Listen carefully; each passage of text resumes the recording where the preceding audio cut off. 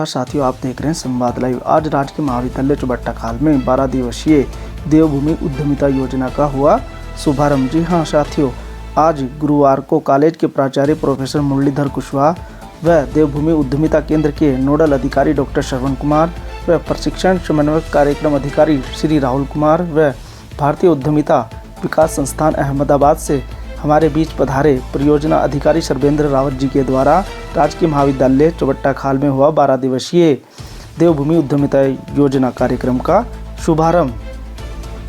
तो आपको बता दें कि उत्तराखंड सरकार द्वारा प्रत्येक राजकीय महाविद्यालय में यह कार्यक्रम चलाया जा रहा है, जिससे सभी महाविद्यालय के छात्र छात्राएँ पढ़ाई के साथ साथ एक अच्छे उद्यमी बन सके। साथियों, आइए हम सीधे आपको लाइव लेकर चलते हैं राजकीय महाविद्यालय चौबट्टा-खाल, जहां पर 12 दिवसीय देवभूमि उद्यमिता योजना का शुभारंभ हुआ। आइए सीधे लेकर चलते हैं राजकीय महाविद्यालय चौबट्टा-खाल।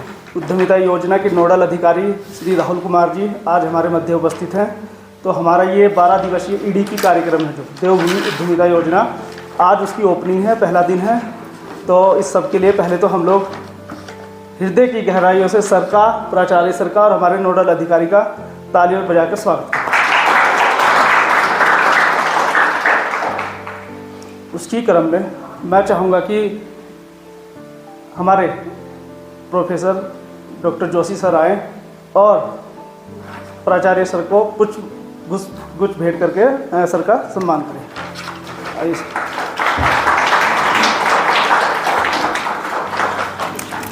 फोटो।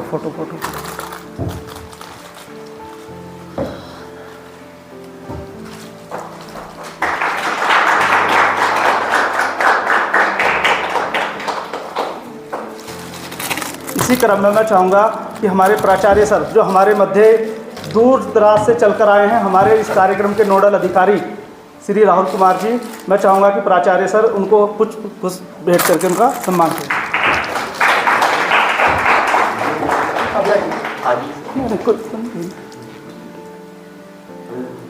ठीक सर, ठीक है। एक बार जोरदार तालियां बच्चों। तो इसी क्रम की रूपरेखा को आगे बढ़ाते हुए मैं ज़्यादा औपचारिकता न करते हुए मैं सीधा राहुल कुमार जी को आमंत्रित करूंगा कि वो संक्षेप में आपको इस कार्यक्रम की रूपरेखा बताएं कि हम 12 दिवस में क्या करेंगे, क्या हमारी कार्य योजना है, हम कैसे इन पहाड़ी, इन दुर्गम क्षेत्रों में कैसे अपने आप को अच्छा उद्यमी बना सकते हैं। वो सब चीज़ें एक कार्यक्रम की रूपरेखा हमारे बीच हमारे नोडल अधिकारी राहुल कुमार जी आएंगे और वो बताएंगे कि आगे हम लोग क्या क्या कार्यक्रम करने वाले हैं।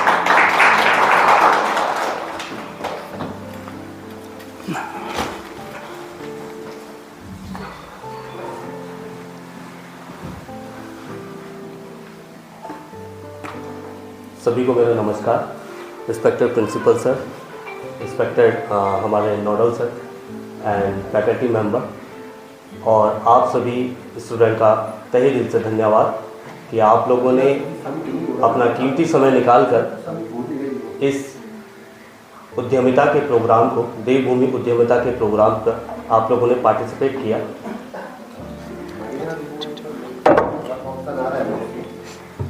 मैं राहुल कुमार जो देवभूमि उद्यमिता में योजना में एज आ नोडल भी हूँ और कोऑर्डिनेटर के पद पे भी हूँ और यहाँ पर आपके इस राजकीय महाविद्यालय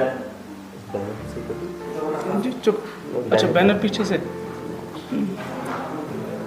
हो जाएगा। ठीक है, आप कंटिन्यू करें। आज देवभूमि उद्यमिता योजना के बारे में मैं आप लोगों को थोड़ा सा ब्रीफिंग करूंगा। साथ ही 12 दिवसीय जो प्रोग्राम यहाँ पर चल रहा है वो कैसे आप लोगों के लिए बेनिफिशियरी है, कैसे आप इस योजना से जुड़कर आप अपने फ्यूचर को, आने वाले जो आप एजुकेशन ले रहे हैं, कैसे आप अपनी लाइफ को सिक्योर करेंगे। साथ ही आप भी जानते हैं कि जिस हिसाब से पॉपुलेशन है, जिस हिसाब से जनसंख्या है, वैकेंसियाँ बहुत कम निकलती हैं, तो कैसे आप अपना एक न्यू स्टार्टअप भी कर सकते हैं या एज अ बिजनेसमैन, एक एज अ एंटरप्रेन्योर के नाम से भी कैसे आप डेवलप करेंगे। इन सब चीज़ों के बारे में इस 12 दिवसीय प्रोग्राम में आप लोगों को समझाया जाएगा। साथ ही आज आप देख रहे हैं ये चौबट्टा खाल हो गया, चाहे अदर जगह भी आप देख रहे हैं, आप देख रहे हैं कि कैसे चौबट्टा खाल हो गया या अदर जो डिस्ट्रिक्ट हैं, अदर जगह हैं जो यहाँ गढ़वाल के अंदर कैसे पलायन हो रहा है। तो इसी की रोकथाम करने के लिए और यहाँ की जो एजुकेशन है, यहाँ के जो बच्चे हैं जो अपने आप को एक इस्टेब्लिश करना चाहते हैं, तो उच्च शिक्षा विभाग द्वारा देवभूमि उद्यमिता योजना का कार्यक्रम किया जा रहा है, जो लगभग सभी कॉलेजों में किया जा रहा है। आपके आसपास के जो क्षेत्र हैं, इन आसपास के क्षेत्रों में बहुत सारी चीज़ें ऐसी हैं कि जिनसे ही आप अपना रोज़गार स्टार्टअप कर सकते हैं। आज यहाँ पर जो स्टूडेंट मेरे साथ बैठे हैं, मैं आप लोगों से कुछ चीज़ पूछना चाहूँगा कि आपके आसपास जो क्षेत्र हैं या आपको किस चीज़ में रुचि है, उन चीज़ों के बारे में अगर आप थोड़ा सा बताना चाहेंगे या आपके दिमाग में भी कुछ है तो आप उन चीज़ों को बता सकते हैं। साथ ही आपके क्षेत्र में आसपास के जो क्षेत्र हैं, इनमें आप देख रहे होंगे कि यहाँ पर घरों में आज की डेट में हल्दी हो रही है, दालें हो रही है, कोई जूट का काम कर रहा है, कोई भीमल रेशा का काम कर रहा है, कोई अपना छोटा हैंडलूम हैंडीक्राफ्ट का काम कर रहा है। इन्हीं चीज़ों को आप एक अच्छा एंटरप्रेन्योर बना सकते हो, एक अच्छा उद्यमी बन सकते हो आप। उद्यमिता क्या है? एज अ एंटरप्रेन्योर क्या चीज़ है कि आप एज अ रिस्क लेके, यानी कि आप किसी भी बिजनेस को स्टार्ट करने के लिए आप जो रिस्क लेंगे और उस रिस्क में जो आपके जो चैलेंजेस आएंगे, हो सकता है कि आपको फूड से रिलेटेड अगर आप काम कर रहे हैं, फूड डेरिवेटिव से रिलेटेड अगर आप काम कर रहे हैं, तो उसमें आप देखते होंगे कि हम कोई भी चीज़ लेते हैं, जैसे ये पेन है, एक छोटी सी बात, तो अगर इस पेन का भी कोई ना कोई नाम दिया गया है, ऐसे ही फूड हो गया, हैंडलूम हो गया, हैंडीक्राफ्ट हो गया, होम स्टे हो गए, ये सब चीज़ें आज की डेट में एक रोज़गार बन गया है गढ़वाल के क्षेत्रों के लिए। एजुकेशन आप कर रहे हैं, बीएससी, बीए, आगे आप क्या करना चाहते हैं, इन्हीं सब चीज़ों को लेकर आज इस सेशन में जो 12 दिवसीय का जो प्रोग्राम है, इन सब चीज़ों के बारे में आपसे डिस्कशन कराया जाएगा, आप लोगों को समझाया जाएगा कैसे आप इस उद्यमिता से आप जुड़कर आप अपने लाइफ को, अपने फ्यूचर को सिक्योर कर सकते हैं। साथ ही आप कोशिश करिए कि इस 12 दिवसीय प्रोग्राम में रेगुलर आइए और कुछ ना कुछ आप यहाँ से ज़रूर सीख के जाएंगे कि जिससे कि आपके अंदर जो आपके विल पावर है, जो आपके अंदर हेजिटेशन है, वो सब चीज़ें ख़त्म होने के साथ साथ आप कैसे आगे बढ़ सकते हैं। ठीक है। साथ ही आप देखते होंगे कि आपके घरों में भी कोई ना कोई आपकी माताजी हैं, पिताजी हैं, अगर पिताजी सरकारी हैं तो वो भी चाहते होंगे कि मैं भी रिटायरमेंट के बाद कोई ना कोई कार्य कर सकूं अपनी लाइफ को सिक्योर करने के लिए, अपने बच्चों को सिक्योर करने के लिए। माता गृहिणी हैं तो वो भी कुछ ना कुछ घर पे हल्दी उगा रही हैं, दाल उगा रही हैं, मिर्ची उगा रही हैं, तो ये भी उनका, आप इन्हीं सब चीज़ों से एक छोटे छोटे स्टार्टअप से आप एक अपना एक अच्छा सा उद्यमिता स्टार्ट कर सकते हैं। कैसे आप स्टार्टअप करेंगे, इस 12 दिवसीय प्रोग्राम में आपको इन सब चीज़ों के बारे में समझाया जाएगा। ठीक है। हाँ, तो मैं आज का जो प्रोग्राम है इसके लिए सर शील्ड वगैरह सब टीचर्स के लिए ना, ठीक है। तो ज़्यादा मैं अभी इतना समय ना लेते हुए ये आगे का डिस्कशन होगा हमारा, कि जिसमें हम आप लोगों को ये सब चीज़ें के प्रोग्राम के बारे में बताएंगे। और मैं सर से चाहूँगा कि आगे का जो कार्यक्रम है बढ़ाएं। धन्यवाद सर। धन्यवाद सर। धन्यवाद सर। और मैं इसी क्रम में मैं प्रोफेसर जोशी सर से कहूँगा कि थोड़ा मंच ग्रहण करें। मैम नम्रता मैम, राणा जी मैम, आप प्लीज़ मंच पर आएँ। एक बार जोरदार तालियां बच्चों में।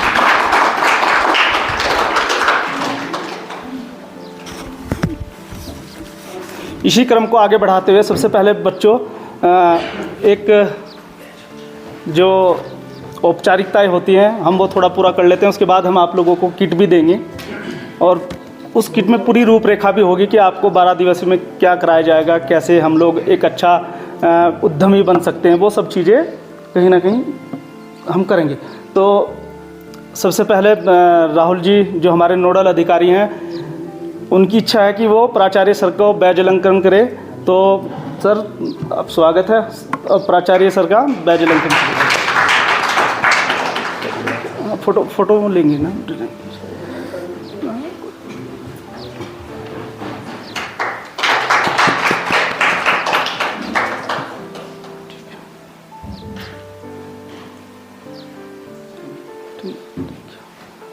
सर को भी कर देते हैं। सर के लिए जो हाँ, अरे एक मिनट, धीरज इधर आओ, एक सील्ड उठा वहाँ से।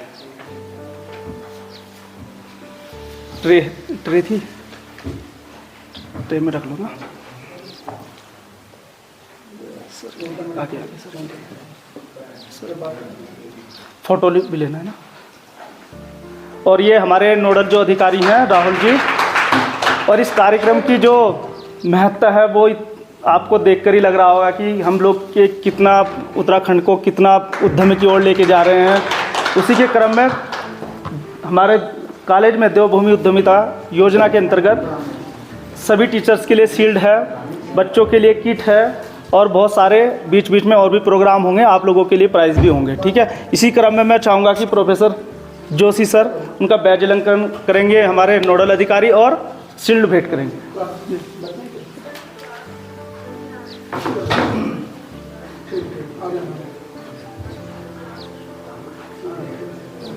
बच्चों ताले एक बार ना।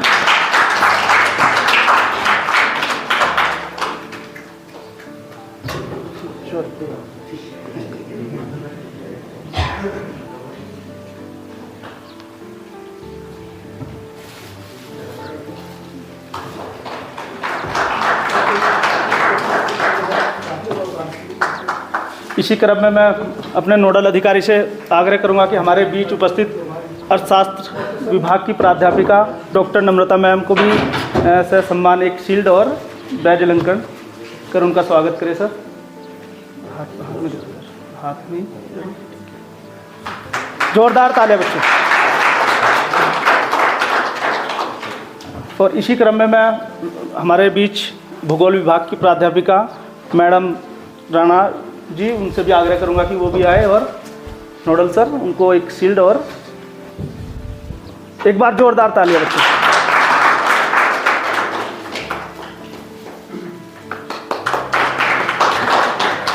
क्योंकि हमारे बीच कोई बात नहीं, हमारे बीच हमारे कॉलेज के बड़े बाबू श्री हरिश्चंद्र जी हमारे मध्य उपस्थित हैं।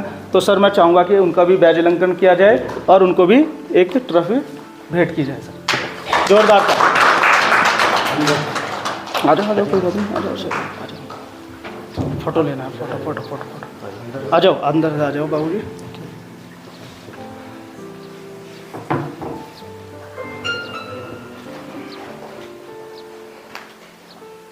तालियां बजाओ।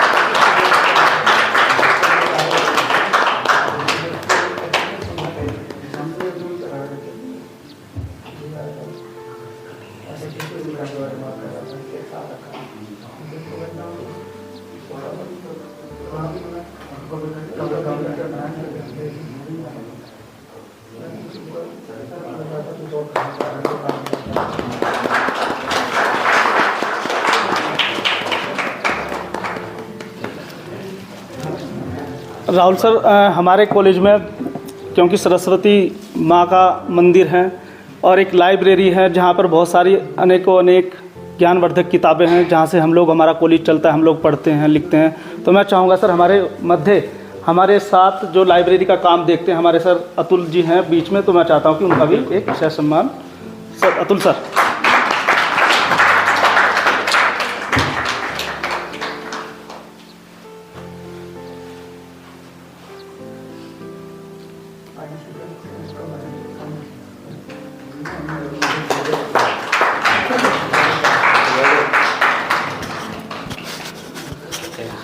और इसी क्रम में हमारे मध्य बेटा हम लोगों के बीच हमारे छात्र संघ के अध्यक्ष ई शरमन बुढ़ाकोटी जी भी उपस्थित हैं। मैं चाहूँगा कि वो मंच पर आए और सर आप उनको भी सहसम्मान एक ट्रॉफी भेंट करें सर।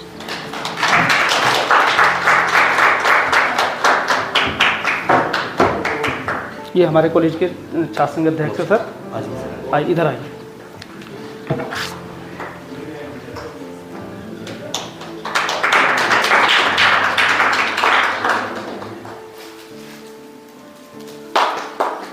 बहुत बहुत धन्यवाद अध्यक्ष जी। ठीक है ठीक है, इसी तरह में नहीं वो कोई बात नहीं, नहीं सर, वो कर लेते हैं ना हम लोग।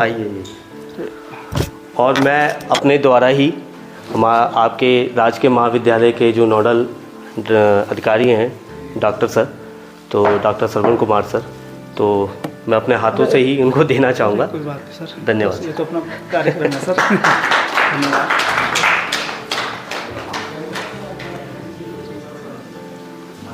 चल जाएगा सर, अपना कार्यक्रम है।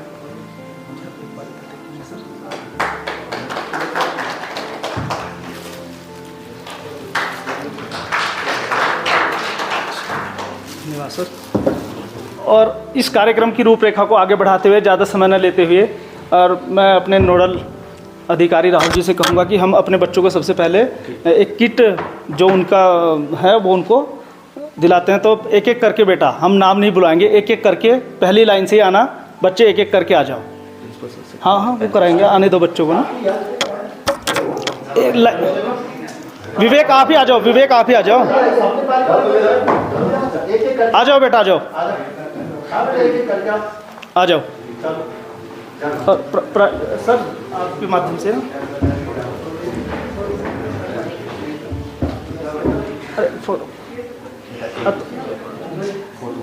फोटो फोटो जोरदार तालियां बच्चों।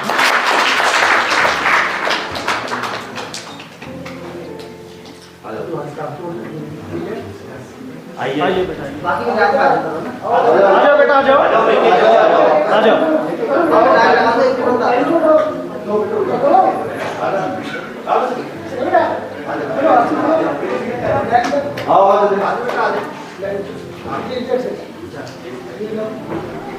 आ जाओ बेटा, आ जाओ।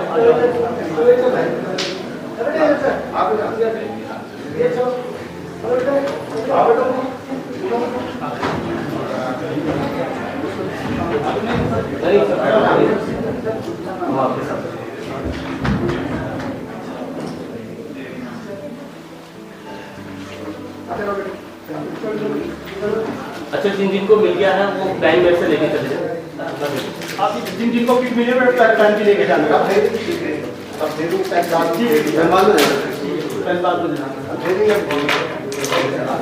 बेटा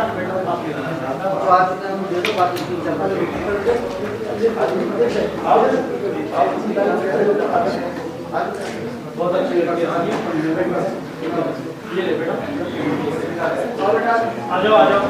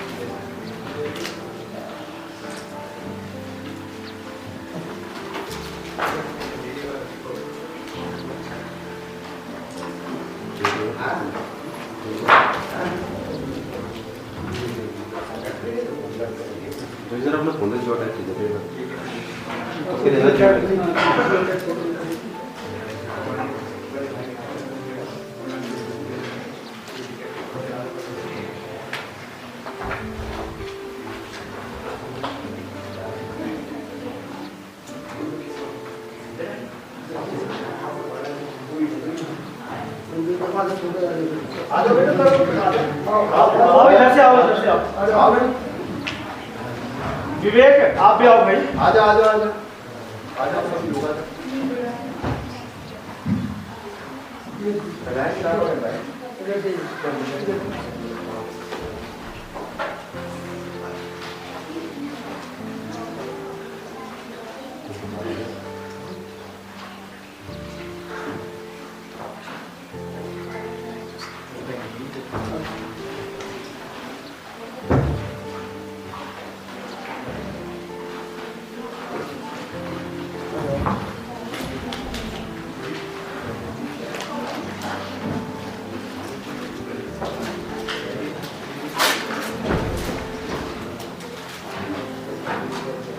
और हमारे युवा के लिए ना एक बार जोरदार तालियां बेटा। और हमारे अध्यक्ष जी के लिए भी।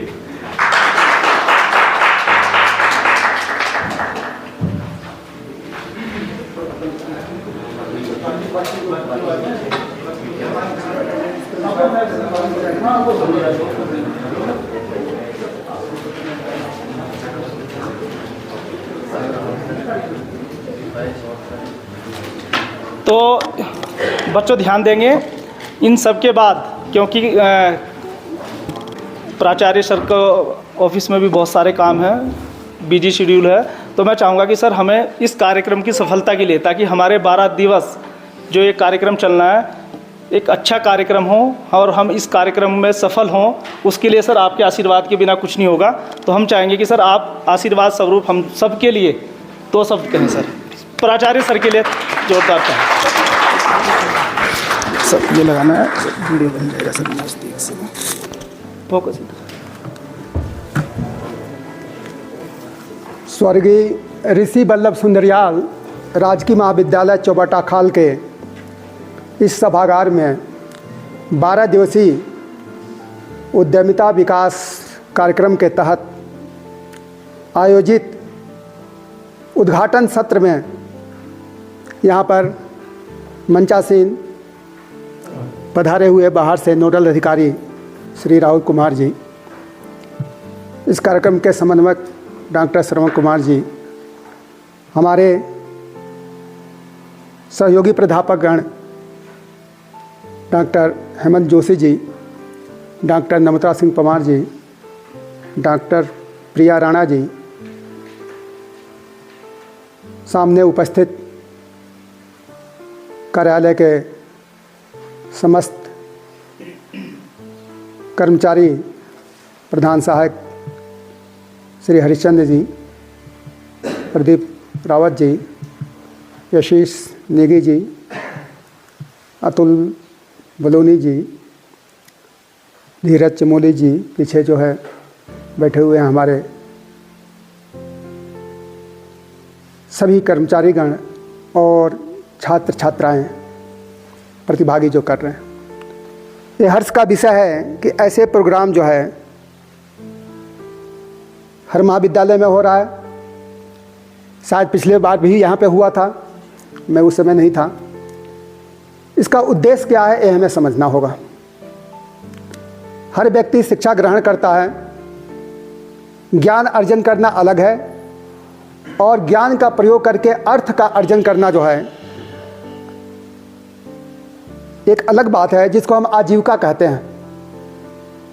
और आजीविका के लिए जब किसी सोच विचार कर कोई प्रोग्राम को हम शुरू करते हैं,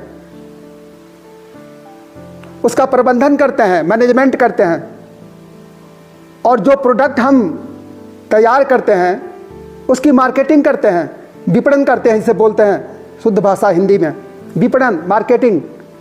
और उससे जो है हम लाभ मुनाफा कमाते हैं, केवल अपने ही लिए नहीं, जो बाकी अन्य सहयोगी कर्मचारी जो उस फर्म में लगे हैं, जो उद्योग में लगे हैं, उनके लिए भी एक पूरा का पूरा जो है एंटरप्रेन्योरशिप्स का जो है एक रूप लेता है, उद्यमिता का रूप लेता है। बार बार आप समाचार पत्र में पढ़ते होंगे MSME, micro small medium type के इंडस्ट्री को प्रमोट किया जा रहा है। सबको सरकारी नौकरी नहीं मिल सकती है और सबको जो है व्यवसाय, जिस भी व्यवसाय में है उसमें किस तरह सही सही जो है दृष्टिकोण अपनाई जाए। बहुत सारे बिंदुओं पे जो है यहाँ पे 12 दिवसीय दिनों में जो है चर्चा होगी।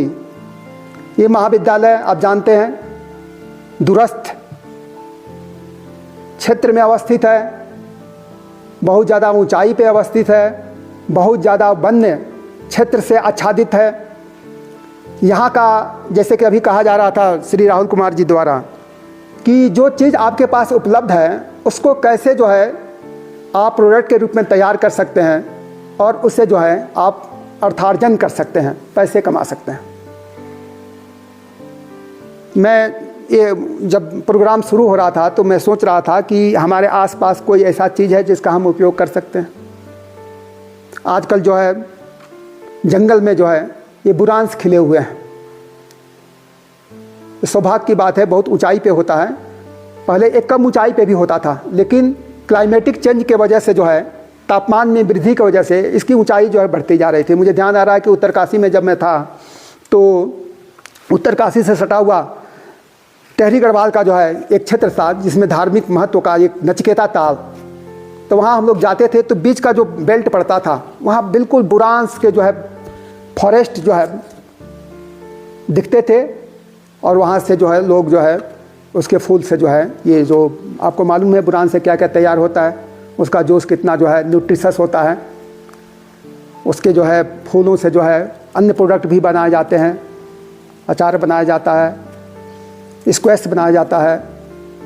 तो मैं कह रहा था कि हम ज़रूर जो है कोशिश करेंगे कि यहाँ के वन क्षेत्र से जो है हम बुरांश के फूलों को लाएं और जहाँ पे जो लोग बनाते हैं जूस व्यवसाय के रूप में वो यहाँ पे एक दिन आके जो है ज़रूर कुछ न कुछ बातें जो है आपको शेयर करेंगे, या उनका जो प्रोडक्ट होगा कैसे कितना जो है उसका जूस फ्लावर लेंगे, पेटल्स लेंगे, है ना। बायोलॉजी वाले समझते होंगे पेटल्स क्या कहते हैं, पंखुड़ी। फ्लावर का वो भाग जो रंगीन होता है पंखुड़ी कहलाती है, और उसी का जो है ज़्यादा यूज करते हैं इसमें बुरांश के जो है प्रोडक्ट बनाने में।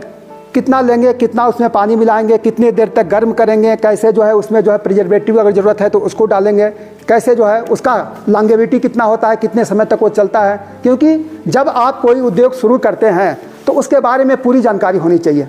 जो हम रॉ मटेरियल हमारा कितना लग रहा है, अगर रॉ मटेरियल में बहुत ज़्यादा खर्च हो जाता है तो प्रोडक्ट का भी मूल्य जो है ज़्यादा बढ़ जाता है। रॉ मटेरियल आसानी से उपलब्ध हो जाता है या सस्ता होता है तो प्रोडक्ट भी जो है वो सस्ता रहेगा। हालांकि अगर मुनाफा कमाना चाहें तो थोड़ा सा भी आप रेशियो बढ़ा दोगे तो मुनाफे का जो है परसेंटेज जो है वो ज़्यादा हो जाएगा। दूसरा, हमारे आसपास भीमल एक पौधा होता है चारा पत्ती के रूप में, जो बॉटनी वाले होंगे ग्रेविया अपोजिटिफोलिया उसका नाम है। बुरांश का जो है रोडोडेंड्रॉन नाम है, बोटेनिकल नाम में बात कर रहा हूँ। तो ग्रेविया या भीमल जो है उससे रेशे निकाले जाते हैं, उसके पत्तियों को चारे के रूप में, फोडर के रूप में यूज किया जाता है। आपके आसपास ही होगा, इससे कम ऊंचाई पे होता है जिस ऊंचाई पे हम हैं, लेकिन होता है।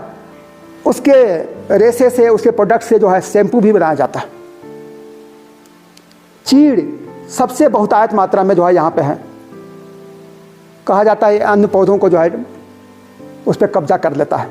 जहाँ उसके जो है पत्तियाँ पिरूल जिसे बोलते हैं वो नीचे गिरती है, वो आग लग जाती है तो फॉरेस्ट फायर हो जाता है, आग लग जाती है। तो पिरूल को हम यूज करके जो है आजकल जो है कोयला भी बनाया जाता है पिरूल से, ताकि जो है इकोलॉजिकली क्लाइमेटिक वे में जो फॉरेस्ट फायर का कारण बनेगा, जंगल में आग का कारण बनेगा, उसको वहीं पे ख़त्म कर दिया जाए। उसके जो है जो वो बायोलॉजी वाले होंगे जानते होंगे, ये जिम्नोस्पर्म का पौधा है, नग्न बीजी पौधा है। इसमें फल नहीं होता है, लेकिन फल जैसा जो है आपको दिखता है। आजकल आप देखेंगे क्या है वो कोन बोलते हैं उसको। दो तरह के कोन होते हैं, एक छोटा कोन होता है जिसको मेल कोन, जिसके आप देखते हैं ना, हवा चली बारिश हुई तो क्या होता है नीचे पीले पीले रंग का आ जाता है, सल्फर सावरिंग बोलते हैं, पराग बोलते हैं उसको, पॉलन बोलते हैं। वो छोटा होता है कोन। और जो फीमेल कोन होती है जिसमें बीज लगते हैं वो 3 साल में परिपक्व होता है। पहले साल में छोटा होता है, दूसरे साल में उसकी साइज बढ़ जाती है, पॉलिनेशन होता है, और तीसरे साल में, तृतीय साल में जो है वो मैच्योर हो जाता है, उसमें बीज होती है, और वो आजकल गिर रहा है।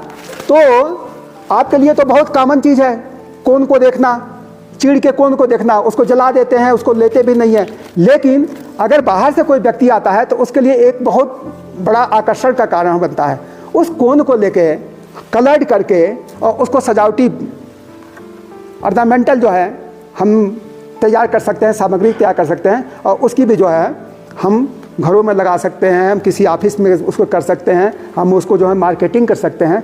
तो मेरे कहने का मतलब है इस दूरस्थ क्षेत्र में अवस्थित महाविद्यालय के आसपास में भी ऐसे बहुत सारी चीज़ें हैं जिनका उपयोग करके हम उद्यमिता को जो है शुरुआत कर सकते हैं। रॉ मटेरियल अगर महंगा होगा, हम दिल्ली से मंगा रहे हैं, हम जो है और जगह से मंगाएंगे और प्रोडक्ट बनाएंगे तो निश्चित रूप से जो है वो महंगा ज़्यादा होगा। जब महंगाई ज़्यादा होगी तो यहाँ की इकनॉमिक कम है अर्थ के पॉइंट से, तो लोग खरीद नहीं पाएंगे, तो हमारा तो वही जो कुछ प्रोग्राम होगा फेल्योर होगा। कार्यक्रम शुरू करना आसान है, कार्यक्रम के बारे में जानकारी देना आसान है, लेकिन कार्यक्रम का उद्देश्य क्या है और उस मार्ग पे चल के जो है हम कुछ बना सकें, यही हमारी जो है सार्थकता होनी चाहिए। तो सबसे पहले तो इस अवसर पे मैं बहुत बहुत बधाई जो हमारे रिसोर्स पर्सन आए हैं, जो हमारे समन्वयक हैं, जो हमारे जो साथी बैठे हुए हैं मंच पे, जो हमारे साथी जो है यहाँ बैठे हैं, पीछे जो है छात्र छात्राएँ हैं और ये पीछे जो है हमारे रविंद्र सिंह जी हैं, सबको जो है बहुत बहुत जो है मैं धन्यवाद देता हूँ। और मैं एक मैसेज ज़रूर देना चाहूँगा, हमारा दृष्टिकोण जो है सही होना चाहिए। जब हम दृष्टि की बात करते हैं तो हमारा जो ये 1450 घन सेंटीमीटर का जो ब्रेन है, इसमें बहुत सारी चीज़ें आती रहती हैं। हम ज्ञान अर्जन करते हैं, हम आपको ज्ञान देते हैं, हम ज्ञान जो है आपस में साझा करते हैं और उसी के अनुरूप जो है हमारा जो है व्यवहार भी हो और उसको हम कर्म में लाएं, प्रयोग में लाएं तो बहुत अच्छी बात है। मैं बात कर रहा हूँ वन की। वन व न वन हो गया, जीवन जीवन उसमें भी वन हो गया, मधुबन उसमें भी वन हो गया, निधिवन नाम सुना है निधिवन किसी ने? निधिवन कृष्ण भगवान राधा से जुड़ा हुआ है, जहाँ पे रास लीला और उसका धार्मिक महत्व है। यानी वन का महत्व कितना है, हर चीज़ का महत्व है, मैं ये नहीं कहता हूँ। तो एक कविता के माध्यम से ज़रूर मैं कुछ बातों को आप संप्रेषित करना चाहूँगा आपके पास। अपरिहार्य दृष्टिकोण इसका नाम है। जीवन में वन है, G+1 जीवन। जीवन में वन है और वन में जीवन है। वन में जीवन क्या है? उसके पौधे, उसमें जो वृक्ष हैं, जो झाड़ियाँ हैं, जो जंगली जानवर हैं, जो पंछी हैं, इकोसिस्टम तो सभी जानते होंगे ना, पारिस्थितिक जानते होंगे ना। जीवन में वन है, वन में जीवन है, अवगत है, अवगत का मतलब मालूम है, अवगत है हम सब की कुदरत में आनंद है। जीवन में वन है, वन में जीवन है, अवगत हैं हम सब की कुदरत में आनंद है। उपवन, वन का एक छोटा सा भाग उपवन होता है, बागीचा जिसे बोलते हैं। उपवन में वन है, चितवन में दृष्टिकोण, चितवन। उपवन में वन है, चितवन में वन है, जल के बिना तो कहीं नहीं जीवन है। यहाँ पे जल का भी महत्व अभी जो है मनाया गया जल दिवस। हमारा पर्यावरण, हमारा वन, हमारी भूमि, हमारी धरती, सबका महत्व है। मधुबन में वन है, निधिवन में वन है, वन हरे भरे वहाँ हैं, वन हरे भरे वहाँ हैं जहाँ पर शुद्ध पवन है। हवा अगर शुद्ध होगा, जल शुद्ध होगा तो वहाँ पे जो ग्रो करेगा वो भी जो है बहुत प्रचुरता से होगी, वहाँ पे जो है संपन्नता होगी। आम शाल महुआ सागौन मैदान में, आम का नाम तो सुना ही होगा, फलों का राजा है। आम शाल महुआ सागौन मैदान में तो चीड़ देवदार बांज बुरांस से पर्वत संपन्न है। धरती है नीली जलराशि से घिरी तो, धरती है नीली जलराशि से घिरी तो। आपको मालूम है धरती का कितना बड़ा एरिया है और इसका 70% से ऊपर का भाग जो है महासागर और जलाशयों, नदियों, सागर से घिरा हुआ है। धरती है नीली जलराशि से घिरी तो क्या प्रतिफल होता है? जीव जंतु पौधों की प्रजातियों का समन्वय है। जो जीव जंतु हैं, जो पौधे हैं, जो यहाँ पे पौधे हैं आपको कोटद्वार में नहीं मिलेंगे। जो यहाँ पे जानवर हैं वहाँ पे नहीं मिलेंगे। वहाँ पे हाथी का प्रचुरता है, यहाँ पे हाथी आपको नहीं दिखेगा। तो जहाँ पे जो जलवायु होता है उसी के अनुसार जो है क्रिएचर भी होता है, जीव जंतु भी होते हैं। अब क्या जरा ध्यान देने की बात है, क्यों मानव भी इकाई पारिस्थितिकी तंत्र का, इकोसिस्टम को बोलते हैं हिंदी में क्या, पारिस्थितिकी, इकोसिस्टम। हम क्या है, हम भी जो है ईश्वर के द्वारा बनाई गई एक क्रिएचर हैं, जैसे पेड़ पौधे हैं, जैसे जीव जंतु हैं। मानव भी इकाई पारिस्थितिकी तंत्र का गजब की लालसा में क्यों हो गया मगन है। हमारी जो है दृष्टिकोण जो है सही नहीं है। हम जो है विकास कर रहे हैं, विकास के साथ हम प्रदूषण भी कर रहे हैं। हम जो है आप देखते हैं ना, रूस यूक्रेन में कितना लंबे समय से युद्ध चल रहा है, फिलिस्तीन इजराइल में कितना लंबे समय से, मालूम होता है कि एक दिन में 400 500 कितने लोग जो है हताहत हो गए। मानव भी इकाई पारिस्थितिकी तंत्र का गजब की लालसा में क्यों हो गया मगन है। प्रदूषण बहुमंजिली इमारतों की मकड़ जाल में, प्रदूषण बहुमंजिली इमारतों की मकड़ जाल में विकास का ढिढोरा पिटता हुआ प्रसन्न है। सागर, नदी, ग्लेशियर, जल स्रोत भी मैला हुआ। ध्यान दीजिएगा, हम आजकल जो खाना खा रहे हैं ना, हमारे अंदर माइक्रो प्लास्टिक के कण जा रहे हैं, माइक्रो पार्टिकल। जब हमारा कभी किसी वजह से कोई बीमार होता है और उसकी जांच होती है तो मालूम होता है कि अरे ये बीमारी तो है ही, इसके अंदर जो है ये प्लास्टिक के कण भी आ गए। समुद्र के अंदर जो है प्लास्टिक के कण हैं। जो अतल गहराई है, मुझे ध्यान आता है आज से 30-40 साल पहले जब हमारे वहाँ नलकूप के लिए खोदा 15 फीट से पानी शुरू हो जाता था, अब 20 फीट पे बहुत स्वच्छ पानी आता था। आज वहाँ का पानी हम पी नहीं सकते हैं, आरओ का यूज करना पड़ता है, बाहर से पानी का सप्लाई करना पड़ता है। जितनी जो है विकसित कंट्री हैं वो अपने जो प्रदूषणकारी जो है तत्व है, जो वेस्ट मैनेजमेंट है, पाइप के थ्रू, हजारों फीट पाइप के थ्रू जो है वो जो है सागर में, महासागर में या धरती के अंदर छोड़ देते हैं। कोई भी ऐसा जगह नहीं है जहाँ पे जो है प्रदूषण का जो है प्रभाव न हुआ हो। सागर, नदी, ग्लेशियर, जल स्रोत भी मैला हुआ। धरती का अतल गहराई भी नहीं निर्मल है। कभी सूखा, अतिवृष्टि, बाढ़ से ग्रसित हुआ। परिणाम क्या है? कभी सूखा, अतिवृष्टि, बाढ़ से ग्रसित हुआ तो भूकंप, साइक्लोन, नाम सुना है साइक्लोन, अचानक गोल गोल ये जो बेग, हवा का बेग होता है और सब कुछ उड़ने लगता है। कभी सूखा, अतिवृष्टि, बाढ़ से ग्रसित हुआ तो भूकंप, साइक्लोन से आंखें होती नम है। आंखें होती नम का मतलब कष्टकारी स्थिति हो रही है, बहुत ज़्यादा कष्टकारी है। क्या है समाधान, निराकरण कैसे करेंगे? आओ मिल जाएं ज्ञान के थ्रू, आओ मिल जाएं समझें समझाएं, आओ मिल जाएं समझें समझाएं। प्राकृतिक संपदा से होती सदैव आपूर्ति अनुपम है। ध्यान दीजिएगा, हमारा पूरा का पूरा इकोसिस्टम सोलर सिस्टम पे है, सन पे है। सूरज से रोशनी आती है, पौधों में भोजन बनता है, पौधों के भोजन को शाकाहारी खाते हैं, शाकाहारी के ऊपर मांसाहारी पेस्ट होते हैं। एनर्जी जो है वहाँ से आती है सूरज से पौधों में, पौधों से जीव जंतुओं में, और फिर से जो है एक चक्र चलता है, ऊर्जा का चक्र चलता है, ऊर्जा का प्रवाह होता है और हम जो है एक इकोसिस्टम में बंधे हुए हैं। आओ मिल जाएं समझे समझाएं, प्राकृतिक संपदा से होती सदैव आपूर्ति अनुपम है। क्या करना चाहिए? संरक्षण, कंजर्वेशन। जितने भी जो है प्राकृतिक संपदा क्या है?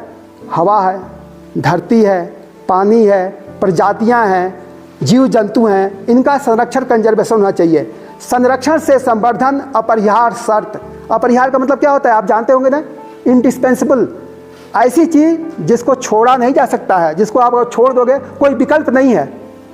संरक्षण से संवर्धन अपरिहार्य शर्त, जिसको प्रयोग में लाएं तो चहुओर सब संपन्न है।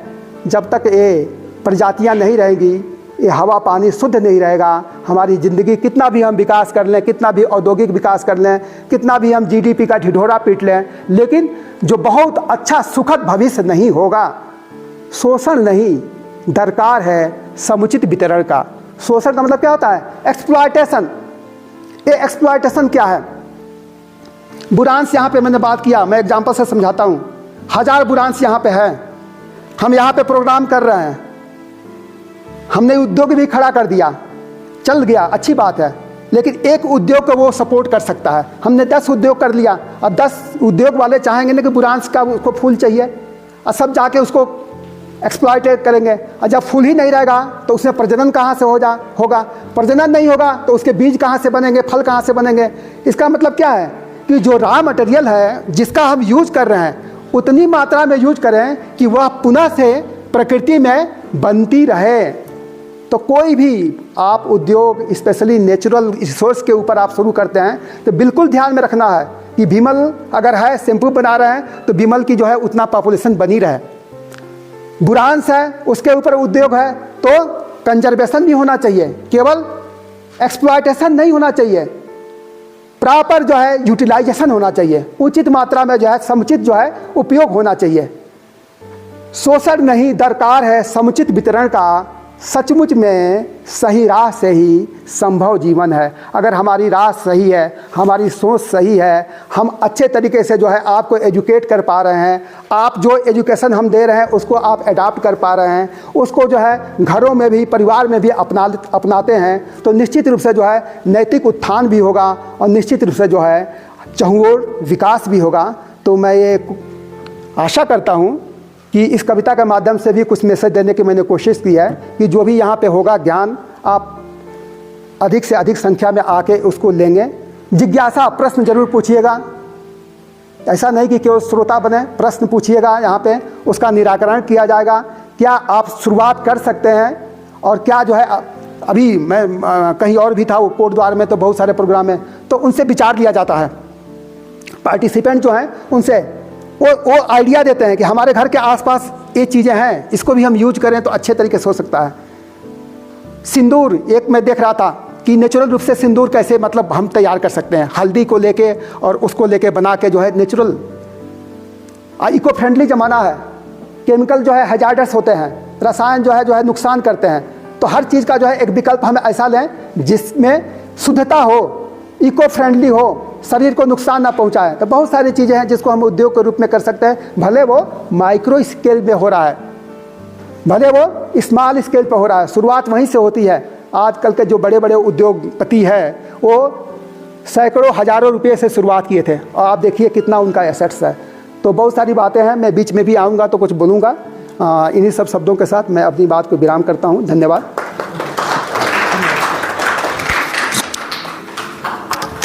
धन्यवाद सर। और आशा है और विश्वास भी है कि हम सब जो भी सभागार में उपस्थित हैं, हम सर की बातों पर अमल करेंगे, सर के बताए हुए रास्ते पर चलेंगे, उनका अनुसरण करेंगे। तो अभी ऐसा लग रहा है कि हम कुछ बोर हो गए हैं। तो अभी क्या है बेटा, गवर्नमेंट चाहती है कि हम लोग BA करते हैं, MA करते हैं, BSc करते हैं, सब कुछ, लेकिन होता क्या है बाद में, ठीक है ना, तो रोज़गार का हमारे पास कुछ साधन नहीं होता, हम मारे भटकते हैं। कोई होटल में काम करता है, कोई टैक्सी चलाता है। तो गवर्नमेंट चाहती है कि हम कुछ ऐसा कुछ करें कि हम पढ़ाई के साथ साथ अपना एक ऐसा बिजनेस भी बनाएं जिससे हमारे परिवार की रोजी रोटी चल सके। देखो, अब मैं तुम्हें एक मज़े की बात बताता हूँ।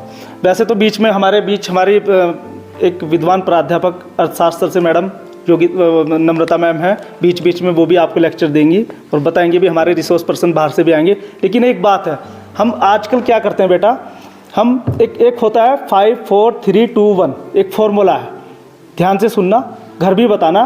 5 उल्टी गिनती, 5 4 3 2 1, ठीक है ना। 1 4 3 तो बहुत सुना होगा, लेकिन ये क्या है, 5 4 3 2 1।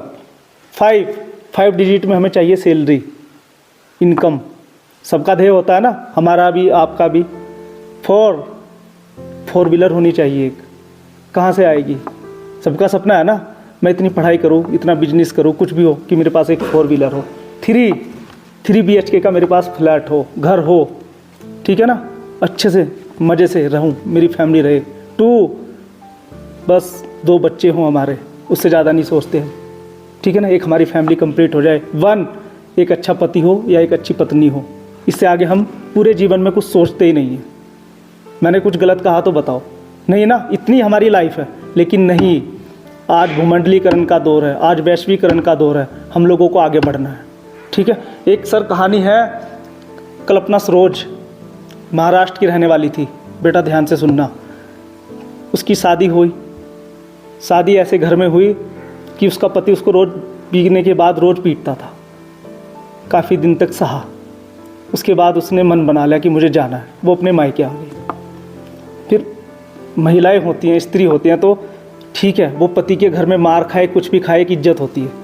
लेकिन जो सबसे बड़ी बेइज्जत होता है वो घर पे आके, उसको घर पे आके इतने ताने मिलते हैं, परिवार के नहीं समाज के, अरे शायद इसमें कुछ कमी होगी, यही उनको, उनके माँ बाप को, लड़के वालों को रोटी नहीं देती होगी। वो बदनाम की सबसे ज़्यादा है लड़की पक्ष के लिए। गलत कह रहा हूँ बेटा? यानी वो तो वहाँ शहरी है, ठीक है, लेकिन जब वो घर पे आके बैठते तो हमारे घर के, हमारे परिवार के, हमारे समाज के 10 लोग उसकी कमियां निकालने शुरू कर देते हैं कि भाई यही गलत है, इसने ही कुछ किया होगा वहाँ पे, वो तो ठीक है। तो जब कल्पना सरोज ने ये सब किया, आप कभी गूगल सर्च कर लेना बेटा, तो उसने सर गाँव में खुद ही सिलाई बुनाई कढ़ाई उसको आती थी, बचपन से ही सीख लिया, मायके में रह के उसने सिलाई शुरू की। सर उसने कहा कि ठीक है, उसने वो अपने मामा के यहाँ फिर महाराष्ट्र चली गई। उसने वहाँ जाके ना बेटा इतनी बड़ी कंपनी खड़ी कर दी। पहले एक कंपनी में काम किया सिलाई वाली, रोज़ के मिलते थे 2 रुपये, महीने के मिलते थे 60 रुपये। समझ रहे हो? महीने के 60 रुपये, प्रतिदिन 2 रुपये पे काम किया कल्पना सरोज ने, ठीक है, गूगल सर्च कर लेना आज। बाद में उसने इतनी बड़ी कंपनी खड़ी कर दी, आज 1000 करोड़ रुपए का टर्नओवर प्रति माह का है उस मैडम का। और उसने कसम खाई, उसकी कंपनी में बेटा कोई पुरुष काम नहीं करता। उसने कहा कि मैं पुरुषों को रखूंगी नहीं, सारी महिलाएं हैं। तो कहाँ से जज्बा आया? एक 8वीं पढ़ी हुई महिला, ठीक है ना, लेकिन उसके मन में जज्बा था कि मुझे कुछ करना है, कुछ, ठीक है ना। तो ऐसा नहीं कि पढ़ाई वैल्यू रखती है, पढ़ाई मायने रखती है, हमारे पास ध्येय होना चाहिए, हमारे पास जिज्ञासा होनी चाहिए कि मुझे कुछ करना है, ठीक है ना। हमारे साथ कितने स्टाफ के लोग होते हैं आपको पता है? इतने, मैं कहता हूँ 70% टीचर, 70% कर्मचारी ऐसे होंगे बेटा जिनका पार्ट टाइम कुछ ना कुछ काम है, और हम यहाँ आके भाषण देते हैं बहुत अच्छे से। वो नहीं बताएंगे कि बेटा तुम ये काम करो, तुम ये कर सकते हो, पार्ट टाइम भी काम करने होते हैं। तो इन 12 दिवस में ना बेटा कोई बाहर से हमारे रिसोर्स पर्सन आएंगे, राहुल सर हैं, प्राचार्य सर को हम बीच बीच में बुलाते रहेंगे, हमारी अर्थशास्त्र की मैडम है, ठीक है ना, वो आप लोगों को बताएंगे कि हम लोग यहाँ इस लोकल के क्षेत्र में भी कैसे बिजनेस को खड़ा कर सकते हैं, क्या क्या ऐसी क्या क्या प्रोडक्ट है जिनको हम बना सकते हैं यहाँ पर। अभी रिस्क होता है, उद्यमी बनने में रिस्क है। आजकल IPL चल रहा, सब लोग मैच लगाते हैं, रिस्क है ना, लेकिन हम उसको उद्यमी नहीं कह सकते बेटा, हम उसको बिजनेस नहीं कह सकते, ठीक है ना, वो धोखा है। लेकिन हम लोग फिर भी रिस्क लेते ना, मैं करोड़पति बन जाऊँगा, ऐसे थोड़ा ही ना बनते बेटा, मेहनत करनी होती है, ठीक है। तो इसी क्रम को आगे बढ़ाते हुए मैं अपने नोडल अधिकारी राहुल सर से आग्रह करूंगा कि सर आप आए और कार्यक्रम को आगे बढ़ाएं। सर ये अटेंडेंस वगैरह वो कर लेंगे सर।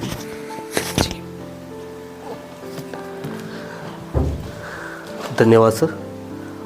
प्रिंसिपल सर ने और हमारे डॉक्टर सर ने आपको बहुत सारी चीज़ें स्पष्ट रूप से आपको क्लियर कर दी हैं कि जिससे आप लोगों को पता चल सके कि आप इस प्रोग्राम पे जो जुड़े हैं कैसे आप लोगों को आगे बढ़ना है और कुछ ना कुछ करना है।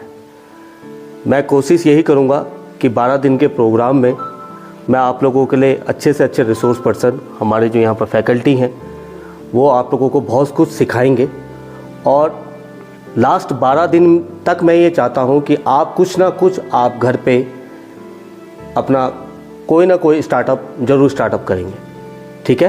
तो कोशिश मेरी यही रहेगी। फ़िलहाल अगर मैं लोकल की बात करूं तो मैं थोड़ा सा अपना एक्सपीरियंस के साथ साथ शेयर करना चाहूँगा। तो मैं एज अ रूरल डिपार्टमेंट में भी हूँ, मैं यहाँ के ब्लॉक ऑफिस में भी आता हूँ, और NRLM आपकी जो घर की जो महिलाएं हैं, माता हैं, वो किसी न किसी समूह से जुड़ी हुई होंगी। है किसी की किसी समूह से जुड़ी हैं? ठीक है। अब आप मुझे ये बताइए कि आपकी जो माँ है, माता जी हैं, वो किस समूह से जुड़ी हैं, क्यों जुड़ी हैं? पूछने की कोशिश करी कभी? बताओ। देखो, मैं आप लोगों को एक चीज़ पहले क्लियर कर देता हूँ। हम भी आप ही की तरह पहले स्टूडेंट, सॉरी आप बोलते रहे सर, बोलते रहे।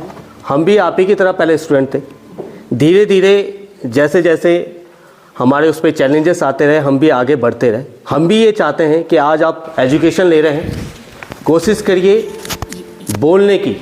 जब तक आप मुझसे क्वेश्चन पुट अप नहीं करेंगे, मेरी बातों को समझेंगे नहीं और आप अपनी बातों को रख नहीं पाएंगे, तो मुझे भी समझ में नहीं आएगा। 12 दिवसीय इस प्रोग्राम में आप कोशिश करिए बोलने की, लाउडली बोलने की, हेजिटेशन छोड़ दीजिए। आप जब तक आप बोलेंगे नहीं, मुझे पता नहीं चल पाएगा कि आपके दिमाग में क्या प्रोग्राम चल रहा है, क्या आप करना चाहते हैं। हो सकता है आप मुझसे अपने जो भी आप स्टार्टअप करना चाहते हैं, अगर आप मुझसे डिस्कशन करेंगे तो कहीं ना कहीं जहाँ तक भी मेरे सोर्स या फिर सर लोगों की तरफ से जहाँ भी आप लोगों को सपोर्ट की ज़रूरत होगी, वो पूरा आप लोगों को मिलेगा। ठीक है, तो आपकी माता जी करती हैं, ठीक है, समूह में काम करती हैं। हाँ जी सर। किस समूह में है? सर मम्मी लोगों के समूह का नाम है स्वयं सहायता समूह। ठीक है। वो अभी बना था, 1-2 साल हुए होंगे उनके समूह को बने हुए। ठीक है। तो मतलब पहले तो हमारे गांव में ये सब था नहीं कि मतलब कोई अगर किसी औरत को, किसी लड़की को कुछ काम करना है तो उनके लिए इतना सोच था नहीं कि कुछ करेंगे। पहले खेती बाड़ी अपना ही करते थे। तो अभी 2 साल पहले गवर्नमेंट से एक नीति आई है स्वयं सहायता समूह करके जी। तो इसमें हमारी मम्मी लोगों के 5 ग्रुप बन रखे हैं। ठीक है। तो उन्होंने अपने ग्रुप के मतलब अलग अलग नाम रख रखे हैं। और ये नौगांव खाल में जिला सहकारी बैंक में उनका अकाउंट है।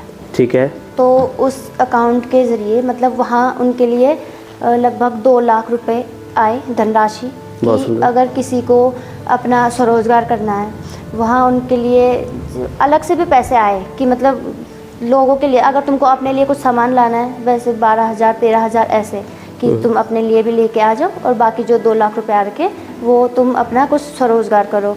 तो जैसे अगर तुमको हल्दी वगैरह उगानी है और गांव में सिलाई वगैरह कुछ भी करनी है तो अपने लिए मशीन लेके आइए, अपने लिए जो चीज़ आपको चाहिए वो उन चीज़ों को इन पैसों से लेके आइए।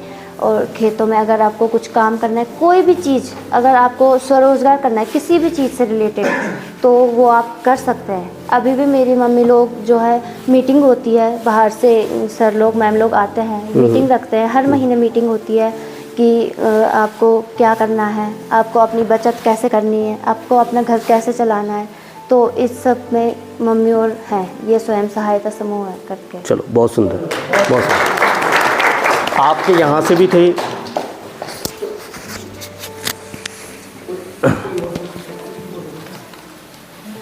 कोई इधर से अध्यक्ष जी।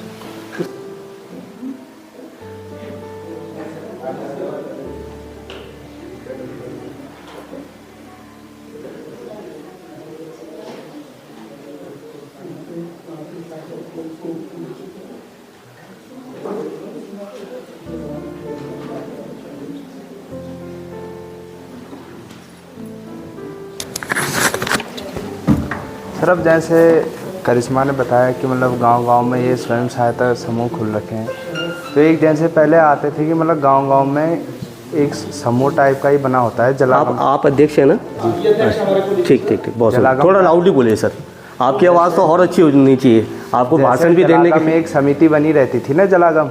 ठीक है। तो उससे गाँव-गाँव में जैसे खेती करने के लिए कुछ बीज उपलब्ध कराए जाते थे। ठीक है। जैसे अदरक हो गया, लहसुन हो गई, ये चीज़ें उपलब्ध कराई जाती थी। तो बीच में मतलब ये गांव-गांव में होते रहते थे। पर जैसे धीरे धीरे पता नहीं मतलब गांव-गांव में पहले ये खेती बाड़ी करने के लिए सामान आ जाता था, पर पता नहीं अब क्या हो गया, मतलब गांव-गांव में ये चीज़ें बंद हो रही है। जब प्लान हो रहा है कि मतलब जैसे अब खेती बाड़ी करते हैं, कईयों ने तो खेती बाड़ी छोड़ दी। आजकल ये है कि मतलब गांव-गांव में जंगली जानवर आने लग गए, बंदरों का ये वो हो गया, दहशत हो गई है। तो धीरे धीरे मतलब ये सारी पता नहीं क्यों मतलब विलुप्त होती जा रही है। पहले तो जलागम मतलब हर चीज़ पहले 2-3 साल पहले हमारे गांव में ही मतलब जो महिलाएं होती थी तो मतलब कई चीज़ें आती थी, जैसे लहसुन अदरक मतलब कई चीज़ आती थी। तो मतलब गाँव में एक तो मतलब किसी को दुकान से सब्जी लेने की ज़रूरत नहीं पड़ती थी, मतलब खुद महिलाएं अपना उससे स्वरोजगार भी हो गया था। खुद महिलाएं इधर से मतलब दुकानों में भी वो सब्जी जो उत्पादन होता था वो बेचती थी, मतलब कुछ भी अपना मतलब साग सब्जी जो भी उगाकर अपने लिए हो जाता था वो। तो इससे मतलब ये हो गया था कि मतलब गांव में कि मतलब जो आदमी खेती बाड़ी करता भी ना हो वो भी करने लग गया था। धीरे धीरे जैसे फलों के उत्पादन, अब जैसे ये एक फल होता है कैरी कि चेरी कीवी कीवी।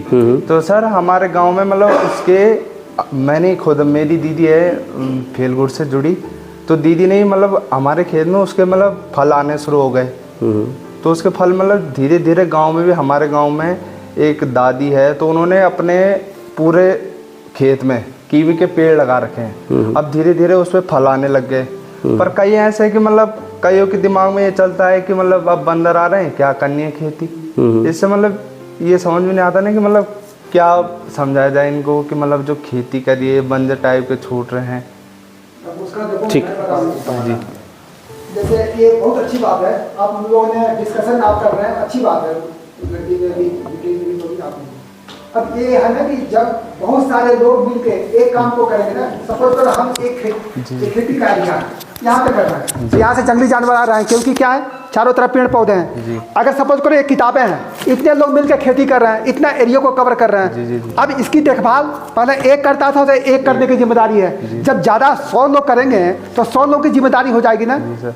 लेकिन अब ये चैलेंज है इस क्षेत्र के लिए कि आखिर छोड़ दिया काम, कि कृषि छोड़ दिया, पलायन हो गया, अब उससे कैसे जुड़े हैं। घर में बुजुर्ग लोग हैं, अब उतनी शक्ति तो उनके पास रहती नहीं है। तो ये तो हमारा दायित्व सबका है कि कुछ ऐसा करें कि अधिक से अधिक लोग इससे जुड़ें। और चैलेंजेस तो जिंदगी में आती रहती है, इसको सामना मिल के करना है। और जब मिल के करेंगे, रात को भी निगरानी करेंगे, कुछ मसाल जलाएंगे, तो पहले भी तो खेती होती थी, जानवर पहले भी तो थे। वही बात है कि तो ये चीज़ें ना, इस पे तो सरकारी भी दृष्टिकोण होना चाहिए, हमारी अपनी भी दृष्टिकोण होना चाहिए। जैसे आपने कहा कीवी, बहुत अच्छी बात है, कीवी यहाँ के लिए नई चीज़ है। कीवी के जैसा एक ने खेती किया, 10 लोग मिल के करें, एक ही एरिया में करें, उसकी फेंसिंग कर दें, बाढ़ कर दें, तो बहुत अच्छा उत्पादन हो सकता है।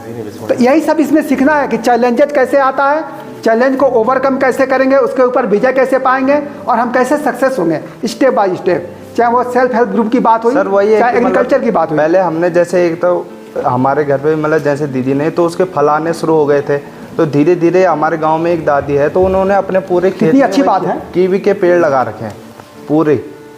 इसी तरह ड्रैगन फ्रूट भी है, कुछ लोगों ने यहाँ पे लगा रखा है ड्रैगन फ्रूट। तो बहुत सारे स्कोप्स हैं। जी सर। अगर वो जैसे कीवी की बात किया, तो अगर तुम यहाँ भी ला सकते हो तो मैं कोशिश कर सकता हूँ यहाँ पे कि और सब चीज़ों को सुरक्षा भी दें। जैसे जो ऑफिस के सामने है कि सुरक्षा सही से हो तो मतलब बहुत अच्छी बात है।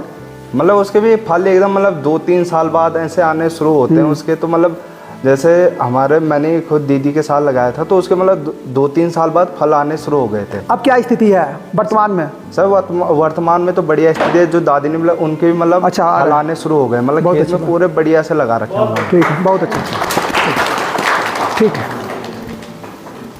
और कोई किसी के मन में कुछ है, कोई नई चीज़ जो उनके क्षेत्र में हो रहा है या हो सकता है?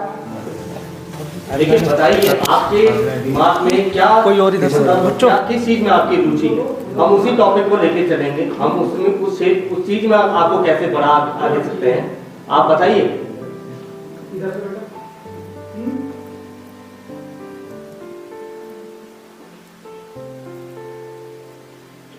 ठीक, मैंने डिस्कशन होगा, फिर बोलेंगे बच्चे, बीच बीच में बोलेंगे। ऐसा नहीं, थोड़ा प्रमोट करने की जरूरत है, बच्चों को थोड़ा पॉजिटिवली प्रमोट किया जाए तो बच्चे आपने बताया कि आपके बच्चे दिमाग उनका जो है ना, मतलब हम जैसे पॉजिटिव होंगे ना तो वो भी सकारात्मकता आएगी। हम बिल्कुल नहीं बोलेंगे, नहीं उनको करेंगे तो वो भी जो है इधर उधर की बात। ये समूह इसीलिए बनाए गए हैं कि 10 लोगों का मिलकर एक समूह बनाया गया है, और जिससे कि स्वरोजगार के क्षेत्र में एक रोजगार भी आप उपलब्ध करा सकते हैं। 10 महिलाओं ने एक समूह की स्थापना करी और 10 महिलाओं ने इकट्ठा किसी प्रोडक्ट को बनाने के लिए कोशिश करी। उनके पास भी बहुत सारे चैलेंजेस आए होंगे, मार्केटिंग की उनको बहुत सारी चैलेंजेस आए होंगे, पैकेजिंग हो गई, ब्रांडिंग हो गई, लेबलिंग हो गई, इन सब चीज़ों में उनको बहुत दिक्कत आई होगी। तो धीरे धीरे समूह के साथ जब लोग जुड़ते हैं तो उन्हें क्या है, एक रोज़गार भी मिलता है। जब प्रोडक्ट किसी का अच्छा हो जाता है समूह के माध्यम से, फिर वो काम करते हैं मार्केटिंग पे कि कैसे वो अपने प्रोडक्ट को मार्केट तक पहुंचा सकते हैं। ऑलरेडी आपने एक चीज़ सुनोगा, कोका कोला, फैंटा, सुनते हैं ना आप, ये सब ब्रांड नेम है ये सारे के सारे।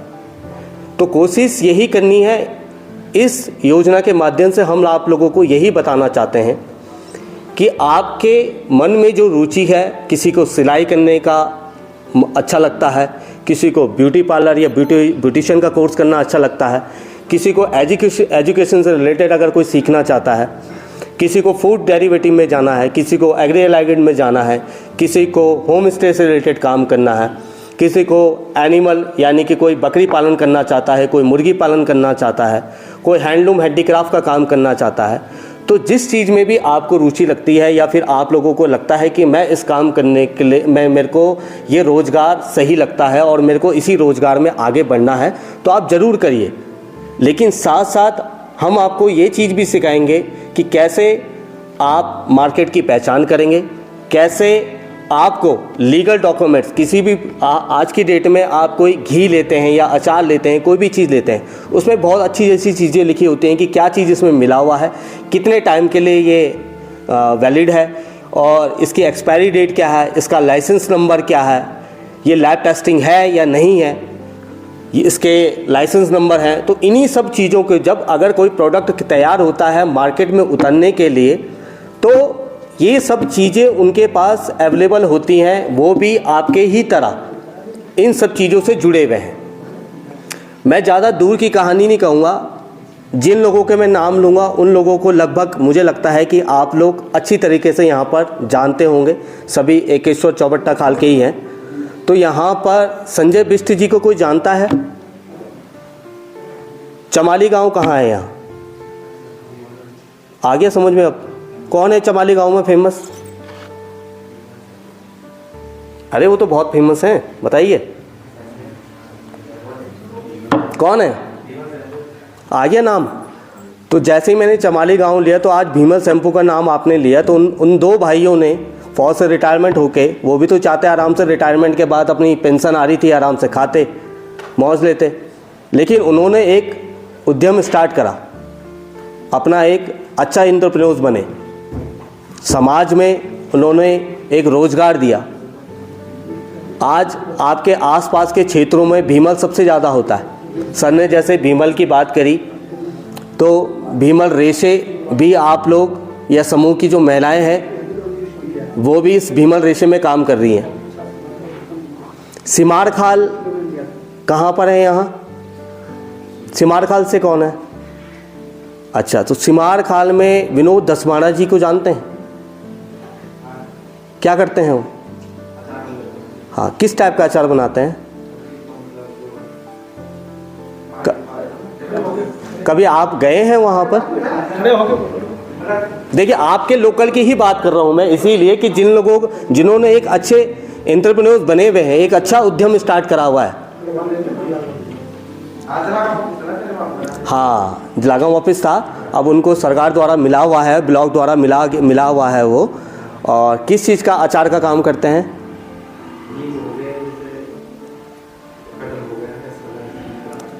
ठीक है, तो वो आज की डेट में बैठ गए आप, कोई बात नहीं। तो सिमार खाल आपने सभी लोगों ने देखा होगा।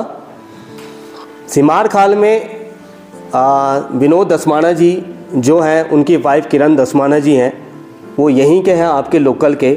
उन्होंने भी अपना एक जलागम की कोई बिल्डिंग खाली थी, तो ब्लॉक ऑफिस द्वारा उनको एक बिल्डिंग मिली, जहाँ पर उन्होंने एक अपना उद्यम स्टार्ट किया, और साथ ही आज वो 10 लोगों को रोज़गार भी दे रहे हैं। तो आप लोगों को जो ये प्रोग्राम हो रहा है, हम भी यही चाहते हैं कि आप लोग भी अपना एक रोज़गार खोलें। स्वरोजगार के क्षेत्र में आप किसी को अगर रोज़गार दे रहे हैं और आप अच्छा अपने क्षेत्र में अगर कोई व्यवसाय से अगर किसी को एक नाम पहचान जो मिलती है और अपने क्षेत्र के लिए अगर आप कुछ करना चाहते हैं तो ज़रूर करिए।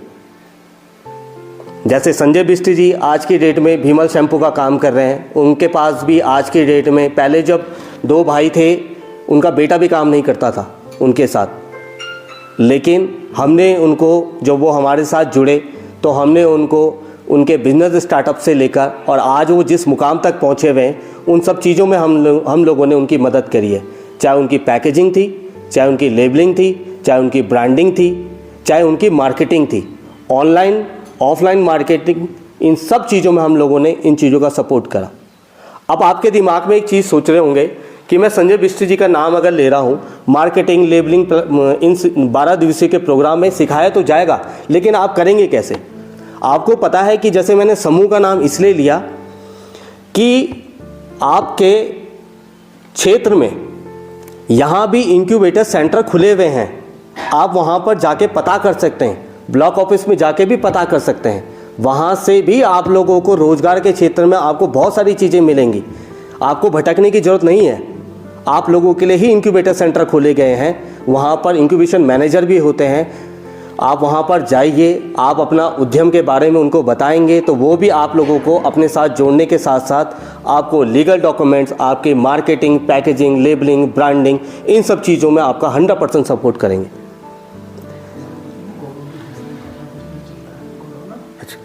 अच्छा सर है, अच्छा आपके सामने गौरव सर भी बैठे हैं, तो अच्छा तो मैं पहले एक काम करते हैं कि मैं ये चाहता हूँ कि सर आप भी अपने बारे में थोड़ा सा बताएं कि तो बेटा ये हमारे, मैं सर को रोकना, हम जानते हैं ना हमारे बीच के ही सहपाठी हैं, है ना, हमारे स्टूडेंट है गौरव बिष्ट, ठीक है, और छात्र संघ में महासचिव पद पर भी हैं। तो इनका बेटा एक बिजनेस है, जैविक हल्दी बनाते हैं, ठीक है, देखो हमारे बीच में क्या बनाते हैं, जैविक हल्दी उगाते हैं ये लोग, और अच्छी ब्रांडिंग है और बहुत दूर दूर तक बेचते हैं। तो वो कृपया अपना अनुभव बताएंगे सर ना। बिल्कुल बिल्कुल, क्या करते हैं? आइए सर आइए।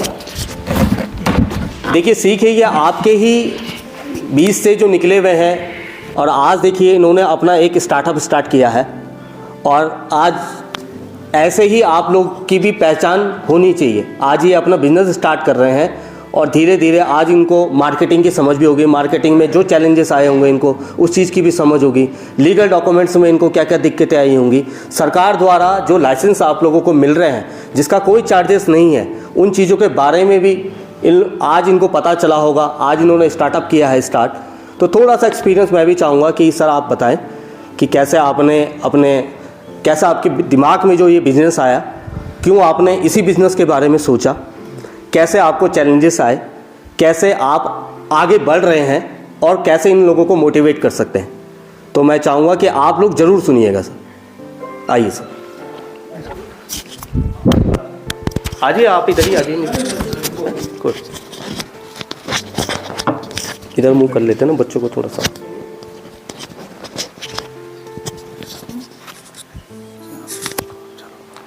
सबसे पहले तो सर धन्यवाद आपका। धन्यवाद सर मैं अभी वर्तमान में BA सेकेंड ईयर में पढ़ाई कर रहा हूँ यहाँ पे, ठीक है। और सर मेरे एक हल्दी का बिजनेस है, मैं 2018 से जुड़ रखा हूँ इसमें। मेरे हल्दी के बिजनेस में मेरी मम्मी थी मेरे साथ में, ठीक है, और मेरे साथ में मेरी बहन लोग थे। तो सर एक बार 2018 में हमारे गाँव में एक स्कीम आई थी हल्दी और अदरक की, तो उसमें सर हमारे लंबे लंबे मतलब खेत थे, उसमें ये था कि बंजर भूमि थी पूरी। तो सर उसमें हमने हल लगाया, पहले शुरुआत में सर हमने बहुत मतलब कठिनाई हुई हमें हल लगाने में। हल वगैरह सर कोई लगाता नहीं था बंजर खेतों में, सर हमने खुद कुदाल से करे हुए लगभग सर हमें ये सिमार खाल से मतलब वो मिला, हल्दी और अदरक मिला सर मैक्सिमम सर ऐसे ही मतलब 10 किलो 5 किलो बोए हमने। तो फिर सर हमारी समस्या ये थी गांव में कि हमारे गांव में बंदर भी बहुत रहते थे।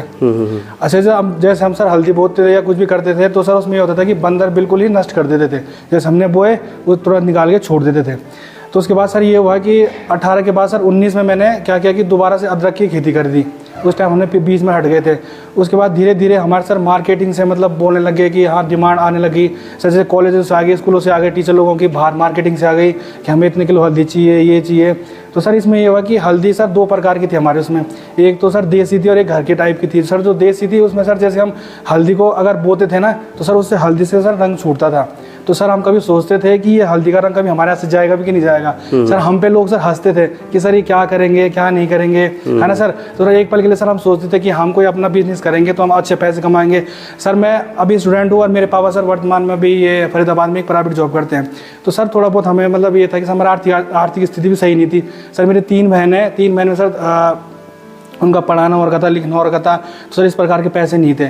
तो सर शुरुआत में हमने क्या किया कि बिजनेस के दौरान मम्मी ने बोला कि इस बिज़नेस को कर लेते हैं। तो सर पहले हमने हल्दी बोई। हल्दी में सर थोड़ा बहुत प्रॉफिट नहीं हुआ हमें, मतलब थोड़ा हम करते थे, उसके बाद काटते थे, सुखाते थे, फिर पिसाई के लिए देते थे, तो उस हिसाब से हमें पैसे नहीं मिलते थे।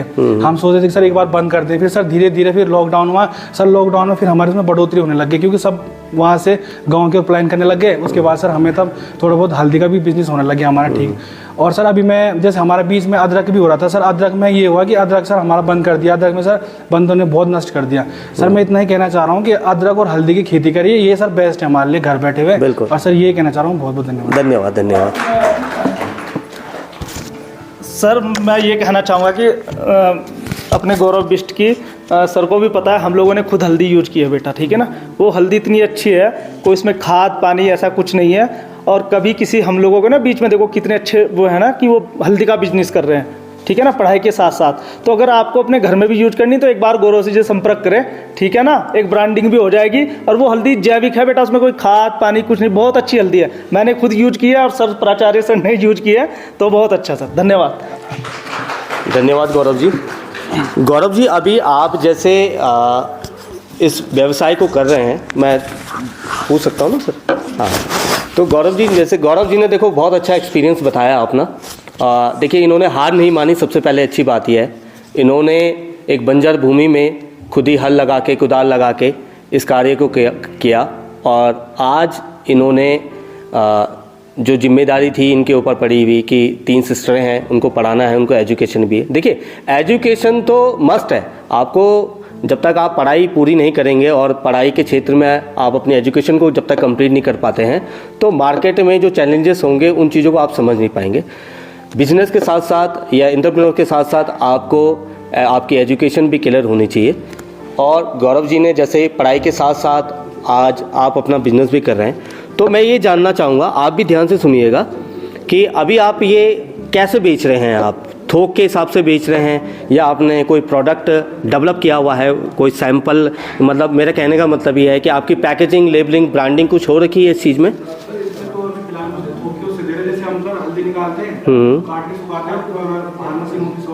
हाँ। तो आपने पन्नियाँ ली होंगी, पन्नियों में पैकेटों में 1-1 किलो के हिसाब से आपने बना रखा। तो आपके साथ कोई मैन पावर भी जुड़ी है या अकेले आप कर लेते हैं? ठीक है। हाँ।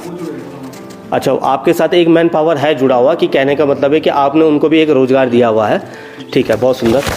अच्छा, तो आपने अभी आपके पास कितना ये अदरक और हल्दी हो जाता है? अभी हमारे वर्तमान में मतलब हमारे पास 25 किलो तक हो गया था लगभग। ठीक है सर, 25 किलो मैंने सर सारे कॉलेज स्कूलों में बांट दिया था। ठीक है। और सर हमारा मतलब इन्हीं पैसों से मतलब सर मेरा कॉलेज भी चल रहा है, सर मैं सर वैसे भी कॉलेज भी कर रहा हूँ और अपना सर पार्ट टाइम पे फिलहाल सर अभी जॉब करता बीच में। हाँ। छोड़ दी जॉब स्टार्ट पे, अपना बिजनेस कर रहा हूँ।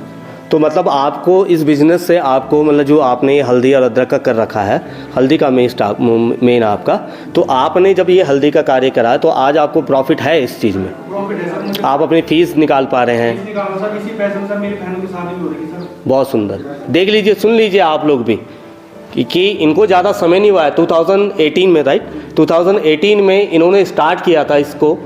और ऐसा नहीं था कि आज तुमने अदरक बोया और कल अदरक निकाल के तुमने सेल आउट कर दिया।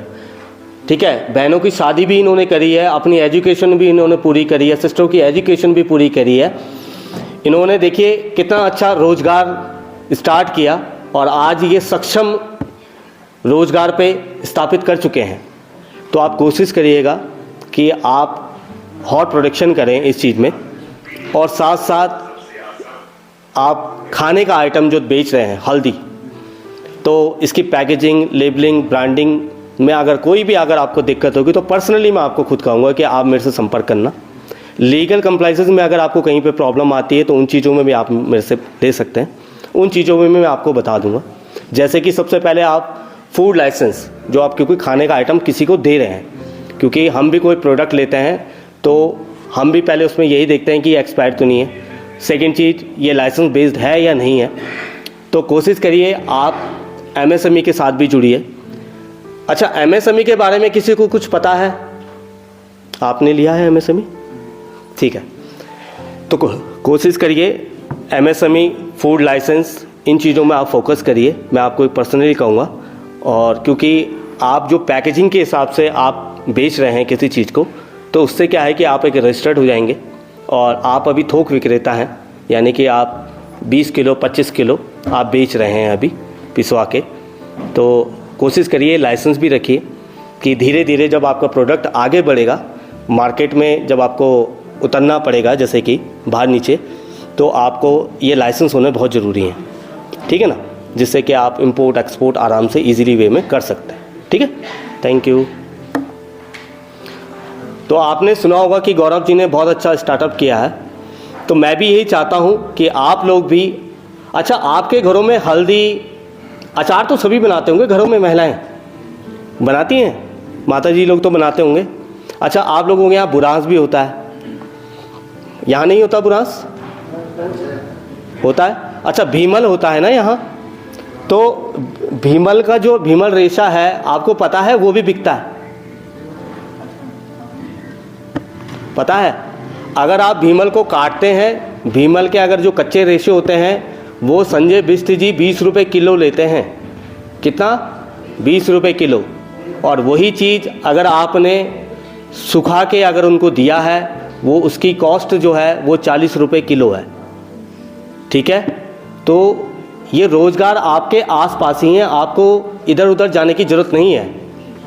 आपके यहीं पे इस चौबट्टा खाल का, जहाँ पर ये मेन इंटर कॉलेज का जो रूट है ऊपर आने का, और एक रोड नीचे के लिए जा रही है, ये प्रधानमंत्री का कुछ बोर्ड वगैरह लगे हैं, वहाँ पर 2 भाई हैं शायद, एक भाई थोड़ा पैरालाइज है, और दूसरा भाई ने अपना वहाँ पर कीवी वगैरह का प्लांट भी लगा रखा है, और सेब वगैरह का प्लांट लगा रखा है। तो हम करेंगे कोशिश कि आप लोगों को वहाँ पर भी विज़िट करवाएं, कि जिससे कि आपको पता चल सके कि लोकल में ही आप लोगों के बहुत अच्छे अच्छे एंटरप्रेन्योर्स हैं, बहुत अच्छे अच्छे उद्यमी हैं। क्योंकि मैं यहाँ के लोकल इलाकों में और बहुत अच्छे अच्छे लोगों से मिला हूँ। यहाँ की एक महिला भी हैं मार्केट में, चौबट्टा खाल से नीचे कोई महिला है, उन्होंने मछली उत्पादन का भी काम करा हुआ है, मशरूम उत्पादन का भी काम करा हुआ है। तो हम वहाँ कोशिश करेंगे आप लोगों को उनसे मिलवाने की, उनके एक्सपीरियंस शेयर कराने की, कि जिससे कि आप लोग भी अपना एक रोज़गार स्टार्ट कर सकते हैं। ठीक है, तो मैं चाहूँगा कि आप लोग थोड़ा सा बोलेंगे मेरे सामने कि आप लोगों को किस चीज़ में इंटरेस्ट है, तो मुझे भी अच्छा लगेगा कि आप लोगों को समझने में। क्योंकि देखिए, मैं इधर से आप लोगों को समझाऊं और आप लोग सुन के चले जाएं तो वो भी अच्छा नहीं लगेगा। इस 12 दिवसीय प्रोग्राम में हमारा सर का और फैकल्टी का, सभी का, हम सबका एक उद्देश्य यही है कि आप लोग कुछ ना कुछ यहाँ से सीख के जाएं, और इस 12 दिवसीय प्रोग्राम में आप लोग लास्ट के दिन मेरे को कोई ना कोई प्रोडक्ट आप लोगों के द्वारा जो बनाया गया है, जिस चीज़ में रुचि है, उन चीज़ों के बारे में आप ज़रूर मेरे से शेयर करेंगे।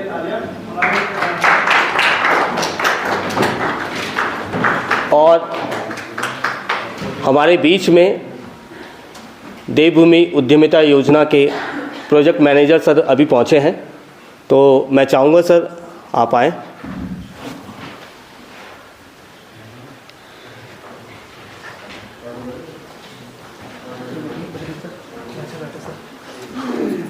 और अभी हमारे बीच में ना बेटा सर, देहरादून से जो हमारे इस पूरे कार्यक्रम को देख रहे हैं, जिनके मार्गदर्शन में ये सब संचालन हो रहा है, वो हमारे बीच पहुँचे हैं। तो मैं प्राचार्य सर से आग्रह करूँगा कि सर कुछ एक पुष्पगुच्छ भेंट करके हमारे नोडल अधिकारी सर का स्वागत करें, सम्मान करें। मैम योगिता मैम प्लीज़ आप मंच पर आए। सर